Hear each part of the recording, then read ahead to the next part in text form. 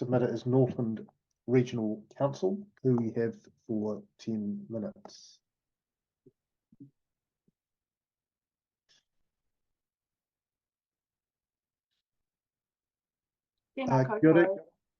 Good to see you here. Thanks for coming online to speak to your submission. We've got you for 10 minutes today, and we've got your written submission here. So I'll just hand straight over to you. We may have questions at the end. Kia ora. Oh, kia ora.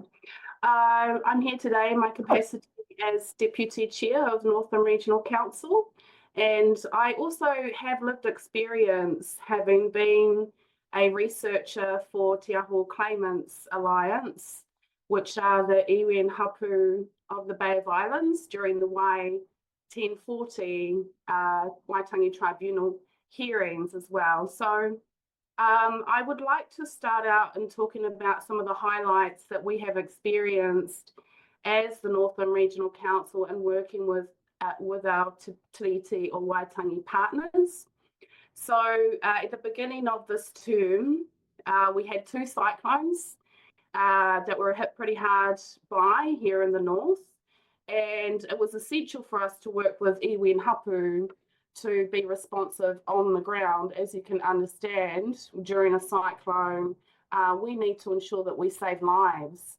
And so because of our partnerships with iwi and hapu, we were able to ensure that cleanups in areas happened very quickly, that access to isolated communities was identified, and the need to reach these isolated communities was extremely important.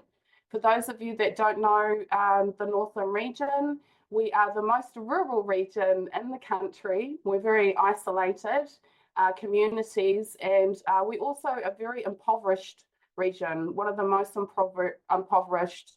And so knowing that the vulnerable at the front line during civil defence and emergency management events is critical, and knowing that we have our partnerships with iwi and hapu during these times as well. So not only did Te Roroa take up the big process on the west coast of clearing trees and protecting power lines, but we established that as a long-term project with them. We've also since then carried out some of the biggest flood mitigation works in the region, and in some of those areas, one that we did at Ortidia, sort of around the upstream of Kawakawa, which is there on State Highway, has been quite a vulnerable area in the past. We managed to establish one of the biggest stop banking flood mitigation works because we partnered with iwi and hapu, because we ensured that our contractors were employing local people. And even though we needed some of the Māori land, we didn't have to go through the Public Works Act to take the land. We were able to work with them hand in hand to understand how we could have a project that protected roads and protected people, but also protected the mana of the Ngāti Hine Hapu of the time. So we're quite proud of that. And, we go to the regional sector of all the regional councils around the country, and we promote these kinds of things. We also established a project around distributing water tanks. Again, we're very isolated peoples. Some may say it's not actually regional council's job to fund water tanks, but when you're in these emergency situations, and you can see entire communities that have been impacted by things such as sedimentation because of forestry regulations aren't tight enough, and now the families in Pipiwai, for example, can't access the ancestral waterways for drinking water. Well, regional council, we're very much at that front line, and our ability to be responsive is very important to our communities. So even currently we're upgrading 35 marae in the north in partnership with iwi and hapu, because they are actually community hubs, and they support a lot of the development and growth in our many isolated communities. So another one, I'd like to talk about is our biodiversity restoration work that we're doing. So in the north, as I've said, we pretty much need all hands on deck.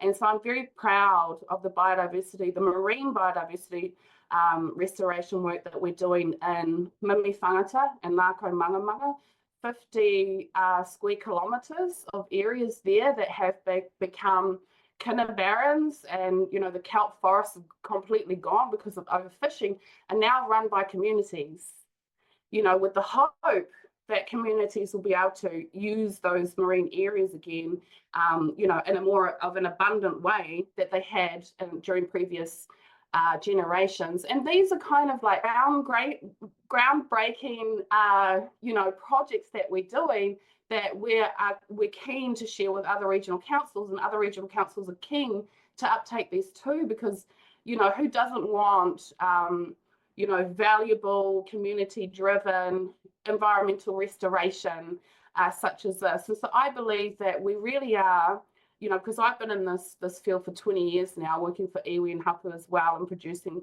environmental policies and the like, which is why I've ended up in regional council. I believe we are in a renaissance period, where cultural indicators and traditional knowledge is now being more shared and becoming something that is complementary to science, and the uptake of citizen science and the like is really empowering our local communities to be, feel like they are the guardians, they are the kaitiaki. And as we've heard, over the period of the speakers presenting, very much we feel that everyone's working under, te tiriti. So, it's sort of like the Renaissance of the 70s, the Māori Renaissance. I don't know if all the committee members will know of it, but certainly amongst Māori we do. During the 70s, we had the Land March, we had our reo revitalisation. I'm a fortunate,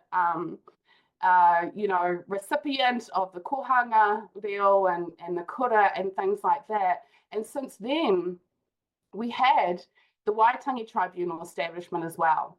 And in my opinion, that has been a healing process. There has been the healing process for our country, is going through the tribunal settlements.